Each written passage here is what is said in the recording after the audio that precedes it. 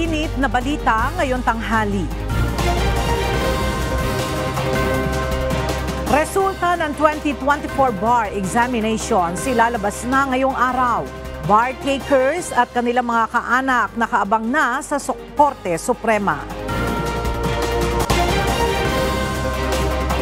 Pangulong Ferdinand Marcos Jr. muling tiniyak ang pagbibigay ng modernong kagamitan at pinalakas na training programs sa Armed Forces of the Philippines.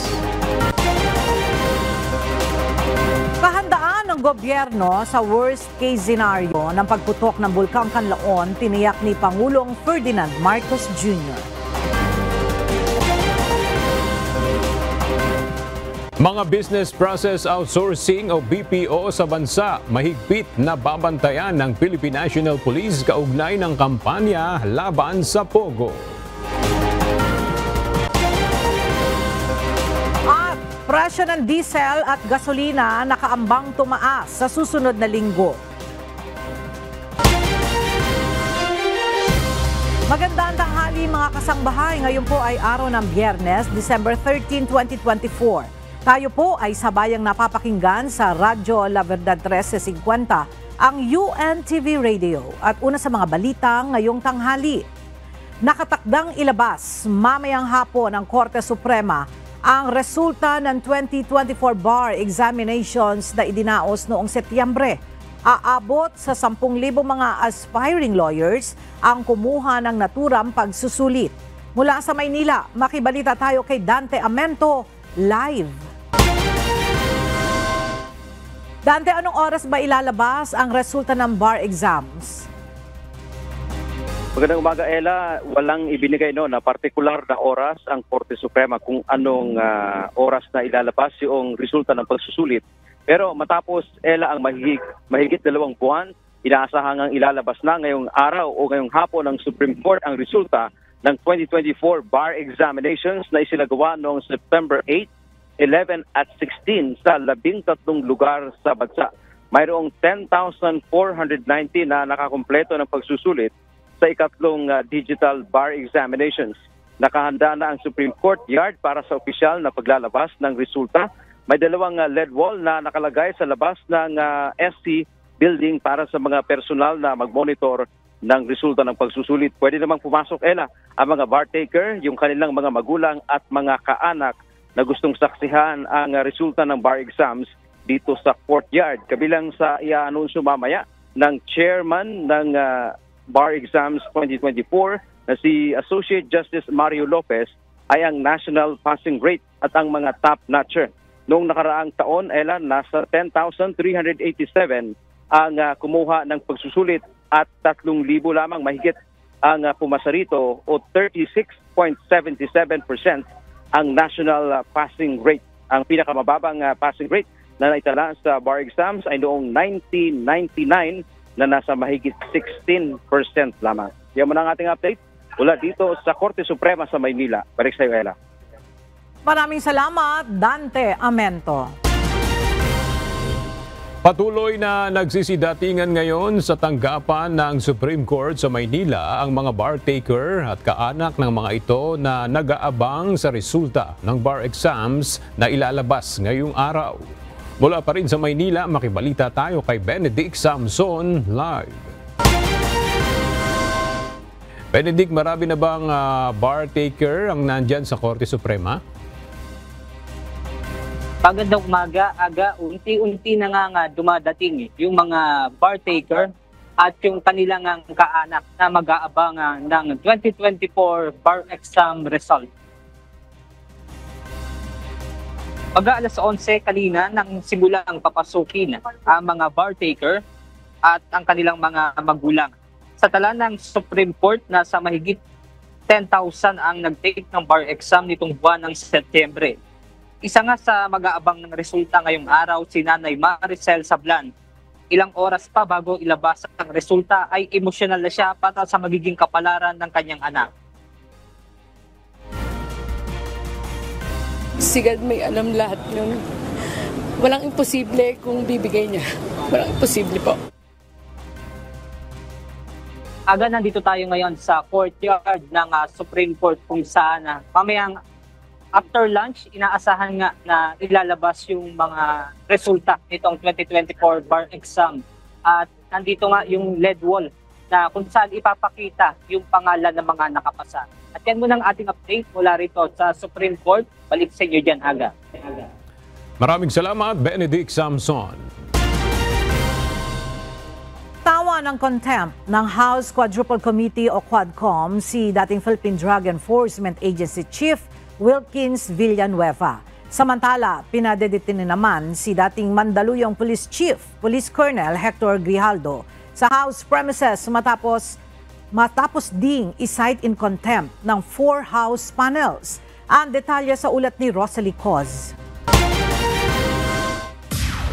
Pagtangging sumagot sa mahalagang tanong at umano'y pagsisinungaling. Ito ang dahilan kung bakit cited in contempt ng House Quadruple Committee o Quadcom ang dating hepe ng Philippine Drug Enforcement Agency o PDEA na si Wilkins Villanueva sa ika-13 pagdinig nito. Mariing itinanggi ni Villanueva na sangkot ito sa sinasabing warrantless arrest kay Jed Pilapil C., asawa ng drug personality na si Alan C. Yan nangyari, you're lying. You're not respecting this committee. Now you admit that it's all about your command responsibility. Did you really interrogate personally, Jed Pilapil? Yun nga, Mr. Chair, hindi ko kasi maalala na nakinausap ko siya. Basta ang alam ko, nasa opisina siya, Mr. Chair. Ayun And yung I problema. don't lie, Mr. Chair. You're not lying, you lie. Just a few minutes ago, sa harap ko. Also, Mr. Chairman, with that, I move to cite in contempt General Wilkins. Pasensyahan po tayo dito. Busod naman ng holiday season, ipatutupad ang contempt order laban kay Villanueva sa January 13, 2025, resumption ng session ng Kongreso. Samantala dahil sa pag-snub sa ilang beses na imbitasyon, pinatawan din ng contempt ng Quadcom si dating Mandaluyong Police Chief Police Colonel Hector Grijaldo. Iniutos ang pagdetine sa police officials sa premises ng House of Representatives. Please relay to the Philippine National Police and the appropriate department where Colonel Grijaldo is an active member that the House Committee or the Quadcom has cited him in contempt. Therefore, ang kasunod po nito ay isang order na manggagaling sa committee ito to arrest Colonel Hector Grijaldo for violating the rules of procedure governing inquiries in aid of legislation of the House of Representatives. Batay sa medical doctors ng PNP General Hospital, kasalukuyang nakakonfine sa isang Pasig Health Facility si Police Colonel Grijaldo matapos sa mailalim sa shoulder surgery noong December 2. Si Taguig 2nd District Representative Pami Zamora ang naghain ng motion para patawan ng contempt si Police Colonel Grijaldo. Ito ay dahil hindi nito matanggap ang dahilan ni Police Colonel Grijaldo sa hindi pagsipot sa pagdinig. On my opinion, ma'am, no? Opo. So baka po mayroon pa siyang mga underlying medical condition. Baka po hindi pa siya nakiklear ng kanyang attending physician. I think we've given him, Colonel Hector Grijaldo, enough leeway. Sobrang bait na natin sa kanya, and I think it's the right time to make an appropriate motion.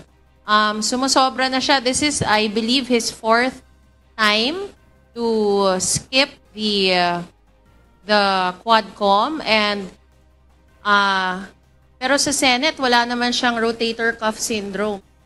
Sa October 28 na pagdinig ng Senate Blue Ribbon Subcommittee sa anti-drug war ng Duterte administration, ipinahayag ni Police Colonel Grijaldo na kinausap umano siya ni na Quadcom co-chairpersons Representative Dan Fernandez at Representative Benny Abante. Inutusan umano siyang kumpirmahin ang reward system sa anti-drug war na ibinunyag ni dating Philippine Charity Sweepstakes Office General Manager Royina Garma, dating classmate nito sa Philippine National Police Academy. Nagsasagawa na ng investigasyon ang PNP Directorate for Investigation and Detective Management kay Police Colonel Grijaldo at naharap na rin ito sa administrative case na neglect of duty dahil sa hindi pagdalo sa mga pagdinig ng Kamara. Samantala, lifted naman ang contempt at detention order sa ilang personalidad na pinatawan ng Quadcom. Kabilang na sina Lucky South 99 Pogo Firm Authorized Representative Cassie Ong at Chinese businessman Tony Yang na kapwa may mga iniindang karamdaman. Binawi na rin ang contempt order laban kay Alice Go dahil kasalukuyan na itong nakadetine, bunsod ng kasong kinakaharap nito. Sa susunod na linggo, inaasahan ng ipresenta ng Quadcom sa plenaryo ng Kamara ang progress report ng komite matapos ang 13 pagdinig. Kabilang dito ang isinusulong ng mga panukalang batas na may kaugnayan sa mga isyong dinidinig ng Quadcom gaya ng EJ case, illegal drug trade at illegal pogos. Gayun din ang rekomendasyong sampahan ng criminal at administrative charges ang nasa 10 individual. We will also recommend the prosecution of those behind these monstrous killings. It is my hope, my prayer, that these recommendations are followed through so that justice is served for the families of the victims of the EJ case. The Quad Committee has started to uncover a grand criminal enterprise, and it would seem that at the center of it is the former president. Napakasakit po nito dahil tayo pong lahat ay nabudol. Rosa Licoz, UNTV News and Rescue. Diyos ang aming sandigan, serbisyo publiko ang aming pinahahalagahan. Mahigpit na babantayan ng Philippine National Police ang operasyon ng mga Business Process Outsourcing o BPO sa bansa. Ayon kay PNP Public Information Office Chief Police Brigadier General Jean Fajardo, ito'y may kaugnayan sa mahigpit na kampanya ng pamahalaan laban sa Pogo. Mula sa Camp Crame, may report si Leia Ilagan live. Leia, ano yung paliwanag ng PNP? Bakit kailangang bantayan ang mga BPO? Magandang tanghali sa iyo, Aga, dahil nga saban na ang Pogo sa bansa, posible daw mag-convert ang Pogo sa maliliit na grupo at magpanggap ng mga business process outsourcing o yung tinatawag na BPO. Ganon din ang Internet Gaming Licensee o tinatawag naman na IGL. Sa December 31 na kasi ang ibinigay na deadline ng Pangulo para umalis ang lahat ng Pogo sa bansa at posibleng gawing cover ng mga ito ang BPO at IGL. Ayon kay PNP Public Information Office Chief Police Brigadier General Jean Fajardo, posible ding sa mga maliliit na komunidad magrenta ang mga illegal Pogo operators at mga gated subdivision at mga magkakatabing apartment para ituloy ang kanilang operasyon. Kaya naman ang pambansang pulisya magsasagawa ng mahigpit na pagbabantay at intelligence gathering upang masigurong wala nang makalulusot na operasyon ng Pogo sa bansa. Nauna nang sinabi Aga ni DIL Secretary John Vic Rimulya na sisimulan na nila ang pagbisita sa aktibong 47 Pogo Hub sa bansa simula ngayong December 15. Ito'y upang siguruhin na unti-unti nang nagsasara ang mga ito. Aga? Maraming salamat, Leia Ilagan. Dismayado ang Department of Justice o DOJ sa hindi pagharap ni Vice President Sara Duterte sa National Bureau of Investigation o NBI kaugnay sa ginagawang investigasyon sa issue ng umano'y banta ng Vice Presidente kay Pangulong Ferdinand Marcos Jr. Ngunit may pagkakataon pa rin naman anya si VP Sara na sumagot kapag naisampa na ng NBI ang reklamo sa DOJ. Narito ang report ni Dante Amento. Mas mabuti kung humarap sana sa investigasyon ng National Bureau of Investigation o NBI si Vice President Sara Duterte. Ayon kay Department of Justice o DOJ Undersecretary Jesse Andres, para maipaliwanag ng Vice Presidente ang buong detalye ng umano'y banta nito laban kay Pangulong Ferdinand Marcos Jr. Gayon din kina First Lady Liza Araneta Marcos at House Speaker Martin Romualdez. Ito po ay pagkakataon na binibigay ng National Bureau of Investigation para ilagay niya sa konteksto yung kanyang pagbabanta. Ngunit kami po ay hindi rin masaya na hindi naman niya pinaunlakan. Kung sumagot sana ang Vice Presidente ay maaari pa siyang makaiwas sa kriminal na pananagutan. Binigyang diin pa ni Yusek Andres na bagamat sila ay nasa ilalim ng tanggapan ng Pangulo, patas ang kanilang investigasyon. Hindi ho tayo nagpapadikta kahit kanino at wala naman pong pagdidikta. Yung proseso po na nakasaad sa batas, na pagbigyan ang tao na magbigay ng paliwanag sa lahat ng akusasyon laban sa kanya. Kapag natapos ang investigasyon ng NBI at formal na naisampa sa DOJ ang posibleng reklamo, may panibagoan niyang pagkakataon si VP Duterte na sumagot sa isasagawang preliminary investigation. Ang preliminary investigation po na kung matutuloy sa Department of Justice ay isa pong pagkakataon muli para sa pangalawang Pangulo na magbigay ng kanyang pahayag. Part 2 yan ng due process at kami po ay magiging patas at tuwid sa aming gagawing investigasyon. Dante Amento, UNTV, News and Rescue. Diyos ang aming sandigan, serbisyo publiko, ang aming pinahahalagahan. Nakatakdang maglunsad ang Bureau of Internal Revenue o BIR ng nationwide crackdown laban sa pagbebenta at paggamit ng mga peking Person with Disability o PWD identification cards. Ayon sa ahensya, ang panlulokong ito ay isa sa mga dahilan kung bakit nalulugi ang mga negosyo pati na rin ang pamahalaan. Ang detalye sa report ni Evan Alvarez. Malawakang operasyon kontra fake person with disability o PWD identification cards. Ito ang tututukan ng Bureau of Internal Revenue o BIR sa gitna ng ulat na lumalaganap sa bansa ang bentahan at paggamit ng peking PWD IDs para makakuha ng diskwento sa mga establishmento. Inutos natin na mas maging stricto tayo dito at tutukan ang kalakaran dito para masigurado natin na yung mga lehitimong mga PWDs lang talaga ang nakakapag-avail ng diskwento na to. Sa ilalim ng batas, kabilang sa mga benepisyo ng PWDs ay 20% discount at exemption sa value-added tax sa ilang kalakal at serbisyo. Ngunit may mga taong nakikisali at inaabuso ang benepisyong ito kahit hindi naman sila eligible. Ayon sa BIR, ang panlolokong ito ay isa sa mga dahilan ng pagkalugi sa kita ng gobyerno at ng mga negosyo. Batay sa datos na lumabas sa isang Senate hearing kamakailan, tinatayang aabot na sa halagang 88 billion pesos ang revenue losses noong 2023 pa lamang. Nawawalan ng kita rin ang mga negosyante. Kaya kinakailangan din maging stricto tayo dahil sila ang nagbibigay ng diskwento dito, 20% yan. At pangalawa naman na nawawalan din sa panig ng gobyerno, nawawalan ng kita ang gobyerno dahil 20% agad ang nawawalang buwis dito.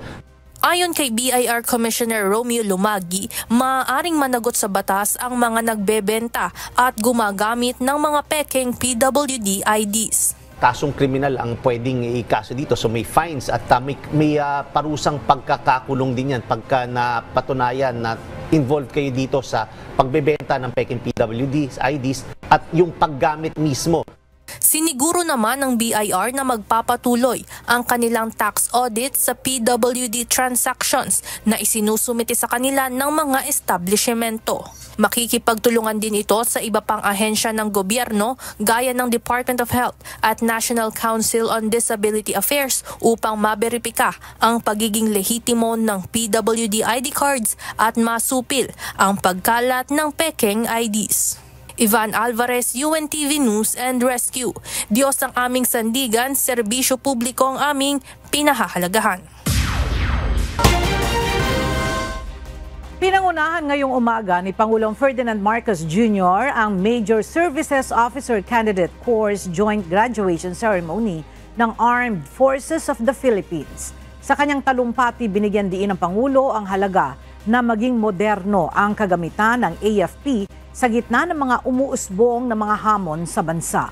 At para sa detalye, makibalita tayo kay Nel Maribohok live. Nel, may ipinangako ba ang Commander-in-Chief sa AFP? Yes, Ella, tiniyak ni Pangulong Ferdinand Marcos Jr. na patuloy na susuportahan ang pagpapalakas ng Armed Forces of the Philippines o AFP. Ito ang ipinahayag ng Pangulo sa joint graduation ceremony ng Major Services Officer Candidate ng AFP sa Camp Aguinaldo kanina. Ayon sa Commander-in-Chief, kailangan ng hukbong sandatahan ang mga makabagong kagamitan upang maging handa naman sa mga umuusbong na hamon. We will modernize your equipment, enhance your training programs, ensure that you are equipped to face challenges not just of today, but also of the future. Binigyan din ng Pangulo na ang pagbabago sa AFP ay magsisimula sa pamumuhunan sa talento, specialist at mga leader. Dagdag pa nito, magbibigay daan ito upang maging world-class force ang AFP. Pinaalalahanan din ni PBBM ang mga bagong graduate sa kanilang sinumpaan tungkulin sa bansa at sa mamamayan. Yan muna ang ating update. Balik sa iyo, Ella. Maraming salamat, Nel Maribohok. Nakatanggap ang Philippine Air Force ng 5 bagong S-70I Black Hawk helicopter noong December 9 mula sa PZL Mielec ng Poland.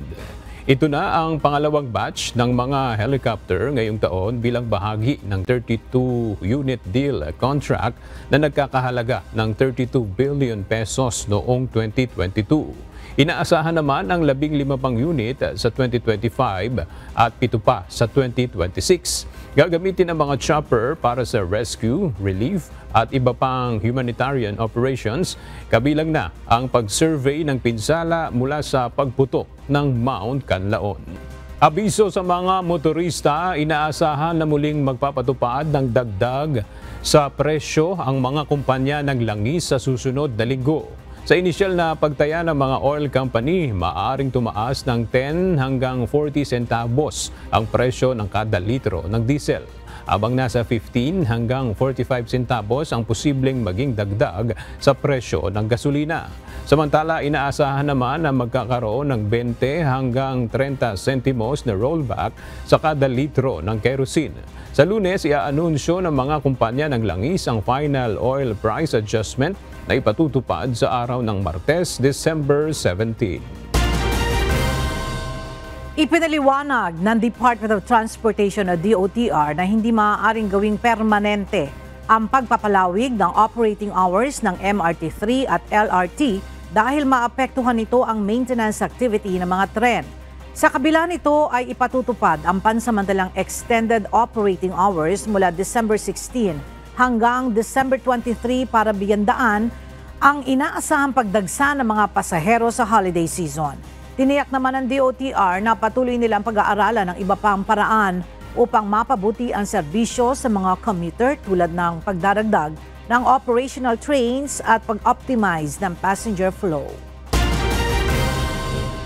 Muling ipinagpatuloy ngayong araw ng Land Transportation Office ang investigasyon kaugnay sa aksidenteng nangyari sa Katipunan Avenue noong December 5 kung saan 4 ang nasawi matapos na mabangga ng 10-wheel truck ang ilang mga sasakyan at motorsiklo. Inaalam ng LTO kung merong pananagutan ang kumpanyang nagmamay-ari ng truck kung saan ang driver na naka-aksidente ay meron ng 7 traffic violation base sa record ng LTO.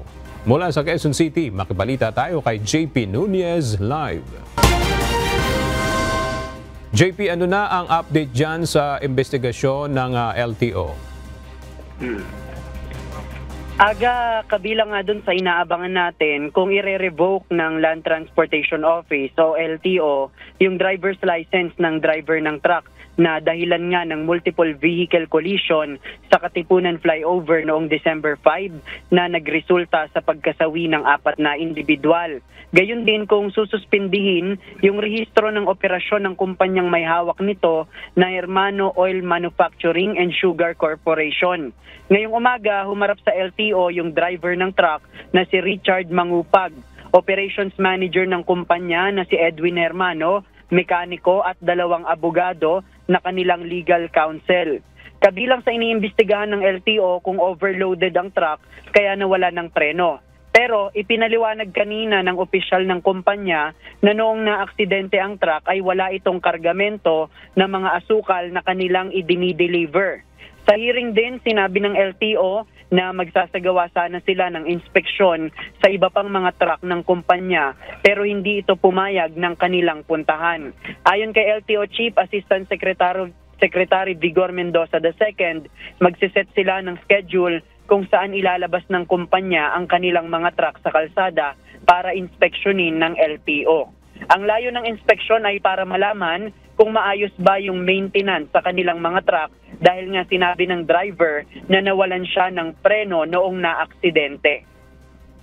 Aga, limitado naman ang naging sagot ng driver sa ginawang hearing. Hindi ito makasagot sa mga tanong ng LTO dahil meron na itong kaso at ininsist ng kanilang abogado na magiging self-incriminating yung kanyang mga sasabihin. Aga, sa ngayon natapos na yung hearing at itong rescheduled na ito ay dahil nung unang hearing noong Martes ay wala silang makuhang impormasyon dahil nga sa limitadong sagot ng mga respondent. Sa Lunes, magsasagawa ng inspeksyon yung LTO doon sa may truck na involved doon sa aksidente para malaman kung talagang mechanical failure o talagang nawalan ng preno yung kanilang truck. Sa ngayon, wala pang resolusyon ang LTO dahil magpapatuloy pa yung hearing dito sa kaso na to. Yan muna ang ating latest live mula sa Quezon City. Balik sa'yo, Aga. Maraming salamat, JP Nunez. Mas mataas ang bilang ng mga nasawi sa aksidente ngayong taon kumpara noong 2023 batay sa report ng Metropolitan Manila Development Authority o MMDA. Sa datos na naitala, pinakamalaking porsyento ng mga involved sa road crashes ay mga four-wheeled vehicles. Nagbabalik si JP Nunez. Ipresenta ng Metropolitan Manila Development Authority o MMDA kahapon, December 12 sa pagpupulong ng mga trucker, motorcycle taxi companies, commuter groups at transport-related agencies ng gobyerno ang datos ng mga aksidente sa Metro Manila. Ito ang ginamit na reference ng MMDA upang bigyang diin na dumarami ang mga nasasawi sa mga road accident lalo na noon lamang nakaraang linggo na nagsusunod-sunod pa. Batay sa datos noong buong taon ng 2023, umabot sa 85,954 ang mga aksidenteng naitala sa Metro Manila kung saan 352 sa mga ito ang nagresulta ng pagkasawi. Sa record naman mula Enero hanggang Nobyembre ngayong taon, malaki ang ibinaba na aabot sa 62,723. Pero ang mga nasawi ay umabot ng 332. Ayon kay MMDA Chairman Romando Artes, mas mataas ang fatality rate ngayong taon. Medyo alarming po yung increase ng namamatay sa road crashes compared sa data ng total crashes. Pinakamataas ang porsyento ng mga sasakyang involved sa road crashes ay mga four-wheeled vehicles. Sunod ang mga motorsiklo at maliit lamang na porsyento ang mga truck. Ngayong holiday season, inaasahan ng MMDA na dapat ay mas bababa pa ang naitatalang mga road accident dahil mababagal naman ang usad ng mga sasakyan. Gayunman, meron pa rin anyang mga naitatalang minor accidents dahil sa mga driver na walang disiplina.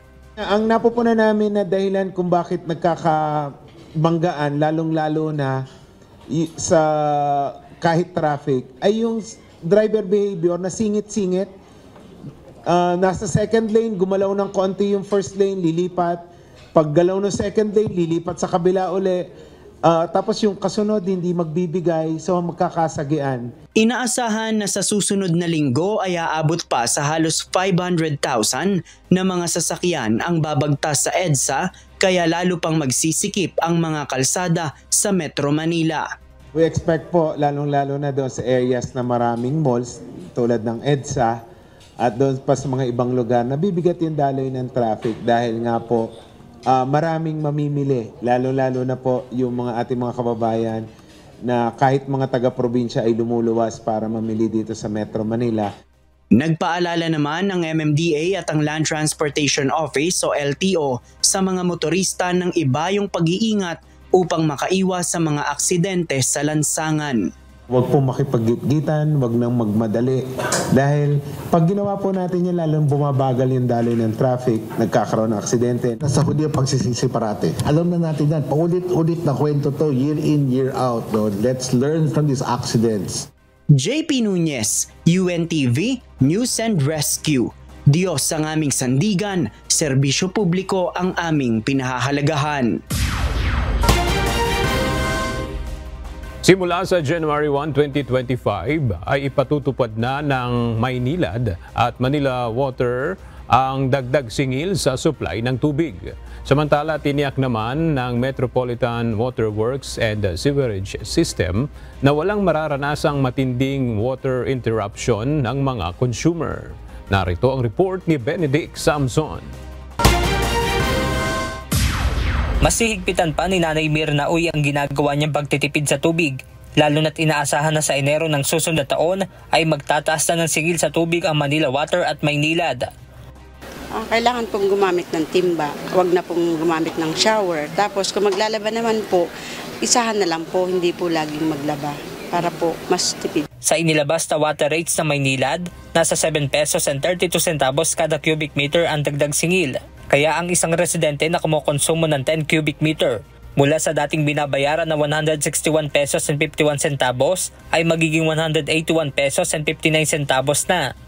Ang Manila Water naman ay nasa 5 pesos and 95 centavos ang dagdag singil sa kada cubic meter. Ibig sabihin, kung kumukonsumo ng nasa 10 cubic meter mula sa 230 pesos and 15 centavos, magiging 254 pesos and 83 centavos na ang monthly bill. Ang mga miyembro ng Pangtawid Pamilyang Pilipino Program o PORPIS na nasa ilalim ng Lifeline Program ng Maynilad at Manila Water ay makakaramdam din ng bahagyang pagtaas ng singil sa tubig. Ang mga PORPIS member na kumukonsumo ng 10 cubic meter ay may monthly bill na 151 pesos and 4 centavos sa Maynilad, habang 91 pesos and 40 centavos sa Manila Water consumer. Ayon sa Metropolitan Water Works and Sewerage System o MWSS Regulatory Office, nasa 32.6 billion pesos ang nagastos ng Manila Water, habang nasa 47.5 billion pesos naman ang spending ng Maynilad sa mga proyekto upang masiguro ang maayos na serbisyo ng mga ito, lalo na at naranasan ng bansa ngayong taon ang El Niño phenomenon. Kaya naman pinayagan na nila ang pagtataas ng sigil ng mga ito. Ganyan po ang epekto. Papangit po yung serbisyo. Dahil pinayagan po natin silang mag-tariff adjustment at ma-recover kanilang investment, massive spending po sila. Sa kabila ng dagdag singil sa tubig, tiniyak ng MWSS na walang mararanasang severe water interruption ang mga consumer ng Manila Water at Maynilad. Ang Manila Water at Maynilad ay kailangan po nilang gumastos ng para sa mga kanilang mga proyekto. At itong mga proyekto ito ay para ma-ensure na hindi po magkaka-water service interruption sa concession area. Dahil po ay gumagawa po sila ng mga bagong proyekto para po masiguruhan na magkakaroon po ng potable water sa ating mga consumers. Kasama rin sa naturang dagdag singil ang environmental fee na kung saan sinisikap ng mga water concessionaire na masigurong malilinis ang mga maruruming tubig. Benedict Samson, UNTV News and Rescue. Diyos ang aming sandigan, serbisyo publiko ang aming pinahahalagahan. Pansamantalang ipinagbawal ng Department of Agriculture ang pag-import ng domestic at wild birds, pati na rin ang poultry products mula sa the Netherlands dahil sa outbreak ng avian influenza. Ayon kay Agriculture Secretary Francisco Chu Laurel Jr., layunin ng ban na protektahan ang lokal na poultry industry laban sa bird flu virus. Inatasan ng Bureau of Animal Industry na itigil ang pagproseso ng import clearances para sa poultry products mula sa the Netherlands maliban sa heat-treated products at mga dumating bago ang ban. Kinundina ng Teacher Solon ang bilyon-bilyong pisong halaga ng budget cut sa Department of Education para sa susunod na taon. Nagpapakitaan niya ito ng pulisiya ng Administrasyong Marcos Jr. Ang detalye alamin natin kay Rosalie Coz live. Rosalie, magkano ba ang naibawas sa pondo ng DepEd para sa susunod na taon? Aga, nasa 11.57 billion pesos ang halaga ng naibawas sa magiging pondo ng Department of Education o DepEd para sa taong 2025. Batay sa inaprobahang bersyon na General Appropriations Bill ng Bicameral Conference Committee. Kinundina ito ni House Deputy Minority Leader, ACT Teachers Party List Representative Franz Castro. Ayon sa Teacher Solon, malinaw anyang manifestasyon ito ng anti-education at anti-poor policies ng pamahalaan.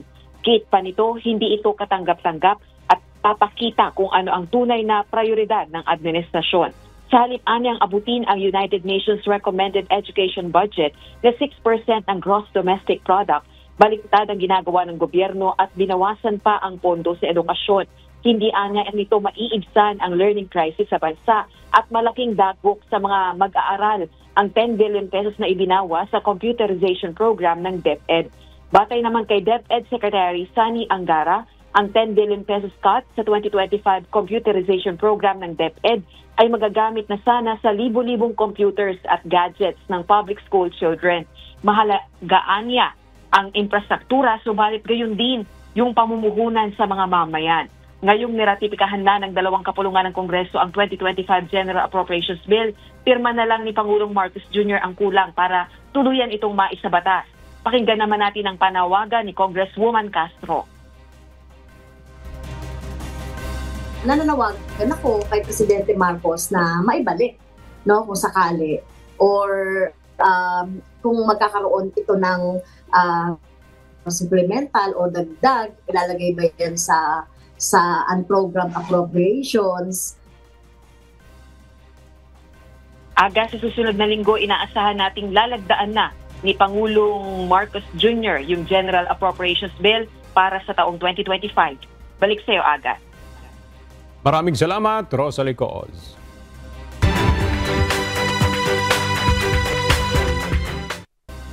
Mahigit 200 estudyante mula sa ilang universidad sa Baguio at Benguet ang nagpakita ng kanilang husay sa pagbuo ng smart solutions sa problemang panglungsod sa ginaganap na Smart City Challenge sa Baguio City.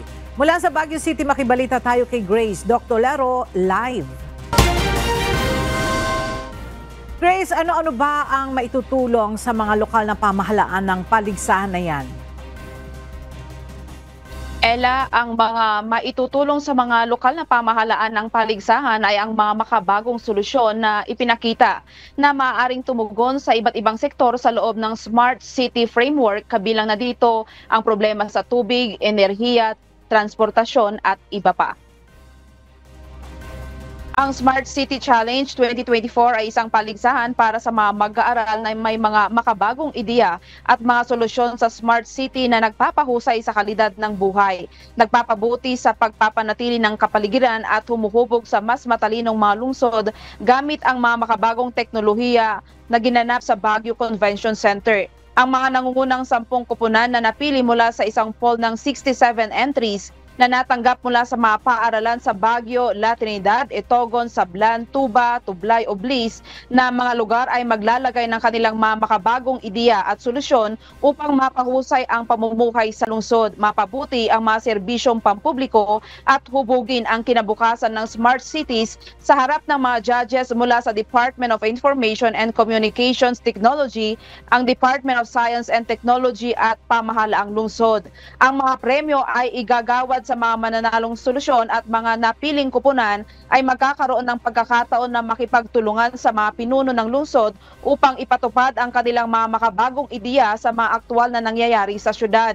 May mga kabuuang 67 na kupunan mula sa 8 institusyon ang lumahok sa paligsahan na inilunsad noong Setyembre. Ang mga paaralang nagsumite ng mga entry ay ang Baguio City National High School, Benguet State University, Cordillera Career Development College, Philippine Science High School, St. Louis University, University of Baguio, University of the Cordilleras at ang University of the Philippines, Baguio. Ang mga makabagong solusyon na ipinakita ay tumugon sa iba't ibang sektor sa loob ng Smart City Framework, kabilang ang tubig, enerhiya, transportasyon at iba pa. Sa panahon ng semifinal pitching, tinuri ng magkakaibang panel na mga kinatawan mula sa iba't ibang opisina at ahensya ang mga kupunan na humantong sa pagpili ng 10 finalists.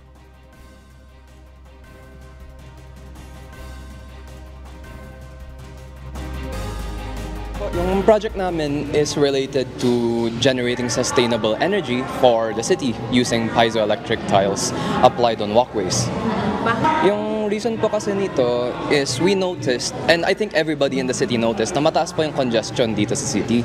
So we figured, we could try to use that situation Ayon sa mga alituntunin ng paligsahan, ang bawat pangkat ay binubuo ng 3 hanggang 4 na miyembro mula sa iba't ibang larangan ng pag-aaral at may isang tagapayo o tagapayo. Ella, ang mga magbibigay ng ang mga session na ito ay nagbigay sa mga team ng ekspertong gabay at feedback upang makatulong na pinuhin ang kanilang mga ideya at matiyak na naayon sila sa mga layunin ng Smart City. Yan muna ang balita. Balik sa iyo, Ella. Maraming salamat, Grace Doctolero. Patuloy pa rin ang aktibidad ng Bulkang Kanlaon matapos itong sumabog noong Lunes. Samantala, naghahanda naman ang mga lokal na pamahalaan sakaling lumala pa ang sitwasyon at dumami ang mga evacuees. Narito ang report ni Lane Moreno. May posibilidad na sumabog ng mas malakas ang Bulkang Kanlaon sa mga susunod na araw. Sa nakalipas na 24 na oras, nakapagtala ng 2 volcanic earthquake, pamamaga ng bulkan at pagbuga ng mahigit 7,000 tonelada ng sulfur dioxide ang Mount Kanlaon. Ayon kay Philippine Institute of Volcanology and Seismology Director Teresito Bacolcol, hindi nangangahulugan na medyo kalmado na ang bulkan ay hindi na ito sumabog. Bago aniya ito pumutok noong Lunes, ay nakapagtala ito ng 6 na paglindol at pagbuga ng 1,600 na sulfur dioxide. Hindi rin nila kayang i-predict kung kailan ito muling sasabog dahil kailangan pa nilang i-assess ang sitwasyon nito. There's a possibility that the eruption last December 9 will be repeated, but this time it will be more hazardous. Ang pyroclastic density art may breach muna itong kahadlukan na it may breach the 4-kilometer permanent danger zone. So that's the reason why we recommended the increase of danger zone from 4 to 6 kilometers. Hazardous eruption may happen in the following weeks. Sa isinagawang aerial survey ng PHIVOLCS, Office of the Civil Defense at iba pang ahensya ng pamahalaan sa paligid ng bulkan, halos umabot na sa 4-kilometer permanent danger zone ang presensya ng pyroclastic density current o PDC. Kaya kinailangan nilang itaas sa alert level 3 ang bulkan at sa 6-kilometer ang danger zone. Ang PDC ay ang pinaghalong volcanic ash, gas at mainit na fragments. Kaya nitong sunugin o patayin ang lahat ng kanyang madadaanan. Sa ngayon, hindi pa masabi ng PHIVOLCS kung hanggang kailan mananatili sa evacuation center ang mga residente. Aabutin pa niya ng halos 1 buwan bago ibaba sa alert level 2 ang bulkan. Ang dapat anya sa ngayon ay maging alerto ang publiko at huwag pakampante.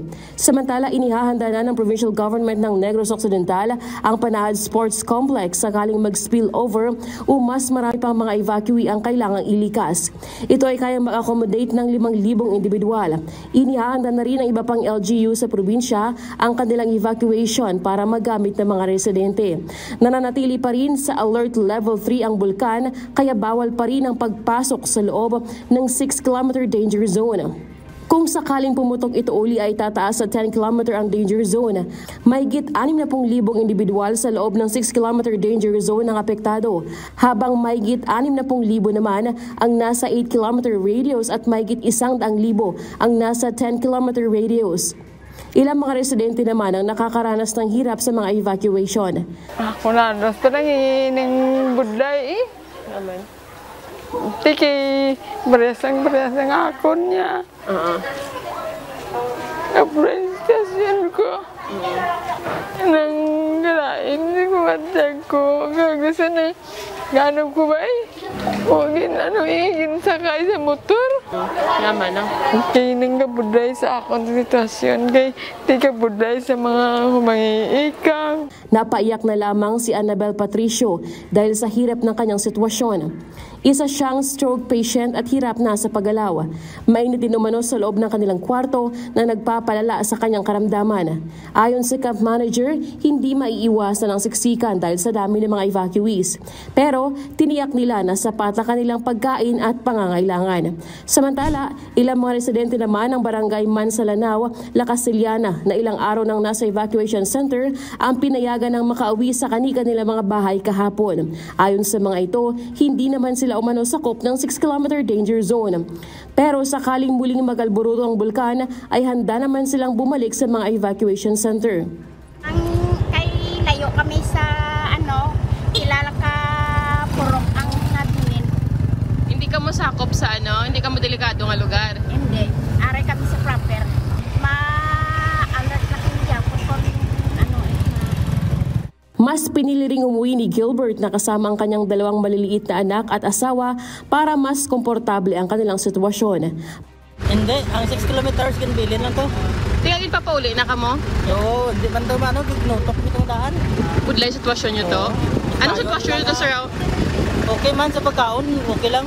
Pero ang tubig, CR, dabong gamit, protective ko. Di kung sa balay nyo ya? Kaya mo, imo CR ya, kaya ka ba? Patuloy rin ang pagbabantay ng mga pulis sa mga entry points sa mga lugar na sakop sa loob ng 6-kilometer danger zone. Hindi pinapayagang makapasok ang mga hindi residente ng lugar o mga turista. Lalaine Moreno, UNTV News and Rescue. Diyos ang aming sandigan, serbisyo publiko ang aming pinahahalagahan. Isinailalim na sa state of calamity ang buong probinsya ng Negros Occidental dahil sa epekto ng pagsabog ng Bulkang Canlaon. Mula sa Bacolod City, nagbabalik si Lalaine Moreno live. Lalaine, kumusta ang sitwasyon ng ating mga kababayan sa Negros Occidental at bakit kinailangan na ang pagdedeklara ng state of calamity? Ayon kay Negros Occidental Governor Eugenio Bong Lacson, halos paubos na kasi ang budget ng probinsya para sa 33,000 mga residente na naapektuhan ng pagsabog ng Bulkang Canlaon. Kaya kinailangan nilang sumailalim o isailalim sa state of calamity ang probinsya para magamit itong kanilang 78 million na quick response fund para sa relief, evacuation at rehabilitation na mga naapektuhan ng pagsabog ng bulkan. Inaprubahan na kaninang umaga ng Sangguniang Panlalawigan ng Negros Occidental na isailalim sa state of calamity ang buong probinsya dahil sa pinsalang dulot ng pagsabog ng Bulkang Canlaon. Ito ay upang magamit ang 78 million pesos na quick response fund para sa mga apektadong residente. Maaari na ring magamit ng mga LGU ang kanilang calamity fund para tumulong sa mga apektadong lugar.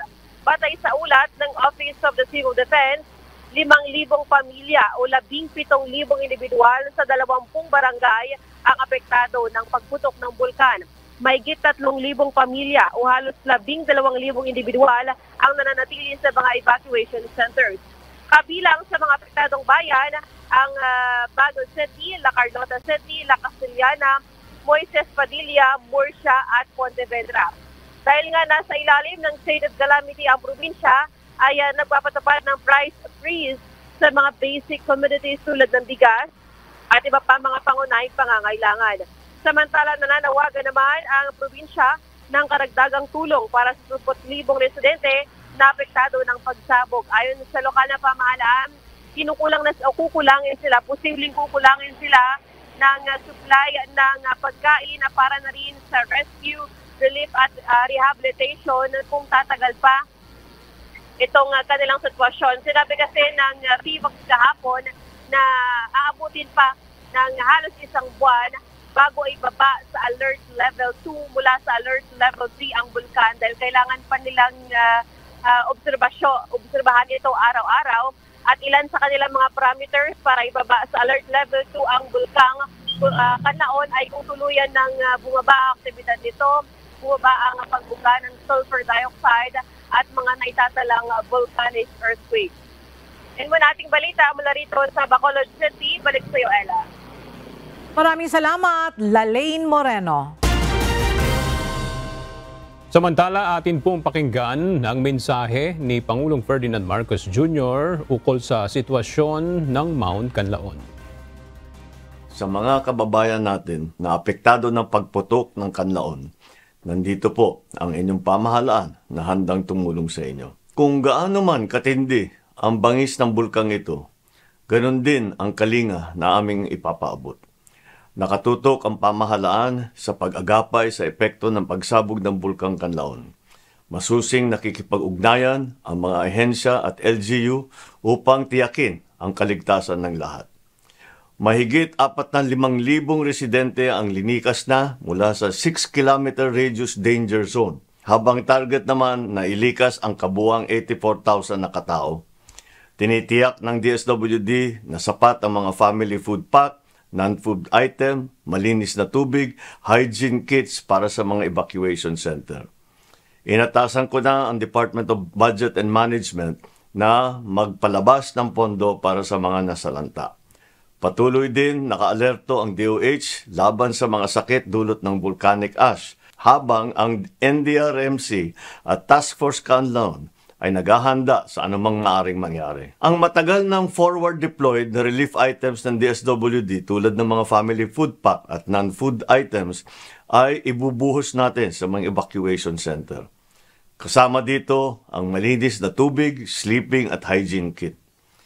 Inilagay ko na rin sa high alert ang lahat ng unit ng AFP, PNP at Bureau of Fire Protection sa buong isla ng Negros. Susuong sila sa anumang paghamon ng darating. Nakahanda rin po ang DOH na magbigay ng serbisyo.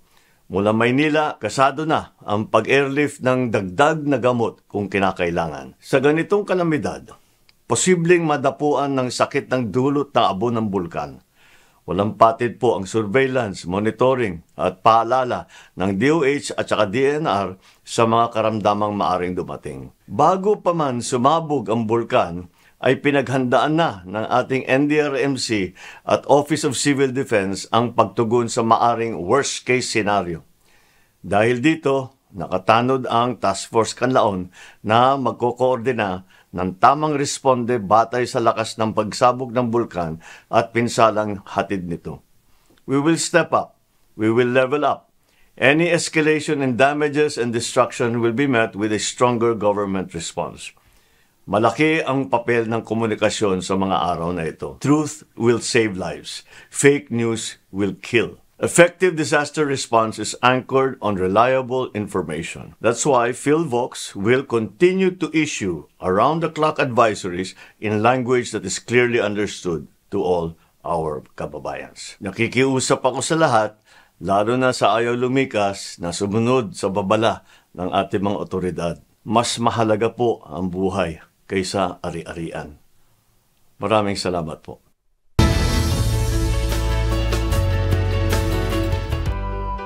Hanap nyo ba ay pasyala na perfect sa buong pamilya?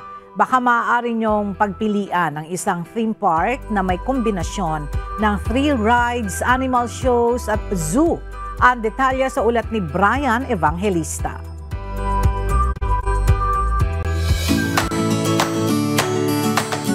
Pasok nga sa top 10 World's Most Beautiful Theme Park ang Ocean Park ng Hong Kong dahil combination ito ng tours, animal shows at rides. Kaya tara, subukan natin mga kasambahay.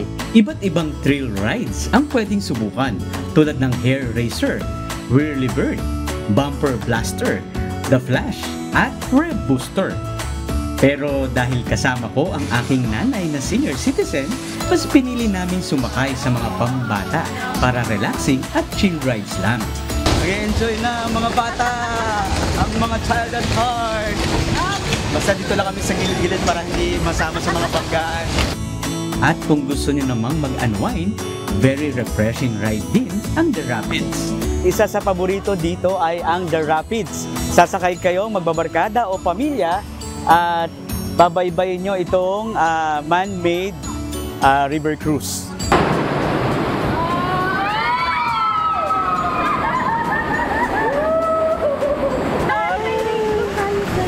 Oo nga. Mali ang ginawa natin. Bakit natin binasagad ang sarili na? Mahigit 900,000 square meters ang lawak ng Ocean Park. Kaya naman maaari kayong sumakay ng train o kaya cable car sa loob mismo ng park. Mas maganda maranasan nyo rin ang cable car. Kaya nga maganda dito sa Ocean Park, Hong Kong kasi iba-iba ang rides ang maranasan nyo. Kagaya lang itong cable car na isang mode of transportation lang dito. Kung medyo napagod kayo sa mga rides, Maaari naman kayong mag-relax at mag-enjoy sa panonood ng Dolphin at Sea Lion Show. Maganda rin ang kanilang neon lighting sa Old Hong Kong at ang Gala of Lights sa Aqua Lagoon pagdating ng alas 7 ng gabi. At para sa mga animal lover na tulad ko, makikita rin dito ang pa-cute nilang giant panda kung saan matagumpay nilang napapanak. May red panda din at maging ang world's smallest monkey ay masisilayan dito. Animal conservation ang advocacy ng park, kaya hindi lang for display ang iba't ibang rare animals na kanilang inaalagaan, kundi nagagawa din nila itong paramihin.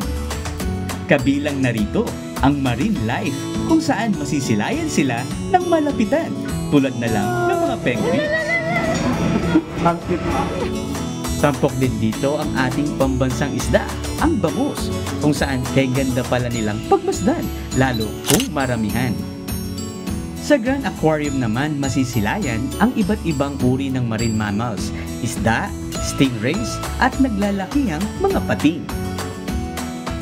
Trivia muna tayo mga kasambahay. Alam nyo ba kung gaano kakapal ang giant viewing panel dito sa Ocean Park, Hong Kong? Ganito siya kalapad, 68 cm. Kaya naman tingnan nyo naman kung gaano kaganda, di ba? At kitang-kita natin ang iba't ibang lamang dagat na sa ating karagatan. Kaya tandaan natin, saan man tayo makarating, lagi tayong magpasalamat sa Diyos sa kanyang biyaya at pag-iingat sa atin. Brian Evangelista, UNTV, News and Rescue. Diyos ang aming sandigan, serbisyo publiko ang aming pinahalagahan.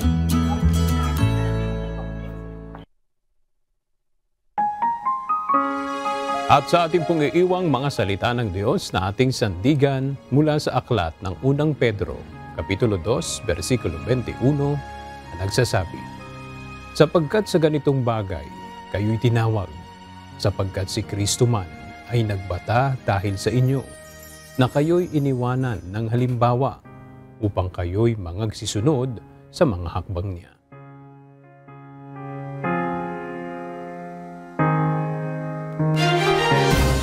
Yan ang mga balitang aming tinutukan at inaksyonan dahil sa aming pagbabalita, una ang pagkalinga sa kapwa. UNTV CE News may balita saan mang panig ng daigdig.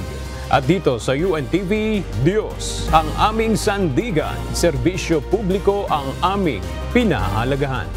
Magandang tanghali at Happy Weekend!